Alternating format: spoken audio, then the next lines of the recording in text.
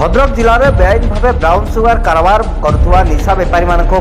स्वतंत्र दृष्टि देइछि उभय भद्रक जिला पुलिस और कटक स्थित केन्द्रांचल अबकारी गुइंदा विभाग से विभिन्न स्थान में प्रत्येक दिन तलाशी चलाई तेज गतकाली केन्द्रांचल अबकारी गुइंदा भद्रक कटक जातीय राजपथ में पेट्रोलिंग करुवा समय जड़े युवक 11 लाख टंकार ब्राउन सुगर जबत करपटे गिरफ कर 16 नंबर जातीय राजपथर नलांग रिलायंस पेट्रोल पंप निकटू जड़े युवक को पिछा कर 110 ग्राम ब्राउन सुगर जबत कर कटक केन्द्रांचल अबकारी गुइंदार एक 11 जणिया स्वतंत्र टीम तेज गिरफ युवक हेले नलांग अंचल त्रिलोचन नायक से आज जलेश्वर अंचल ब्राउन सुगर आनी भद्रक जिले में कारबार करते अबकारी गुइंदा काबू कर